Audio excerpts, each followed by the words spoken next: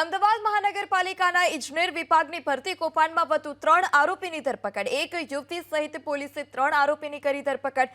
જોય પટેલ, તેના પિતા અશોક પટેલ અને મોનલ લિંબાચિયાની પોલીસે ધરપકડ કરી છે।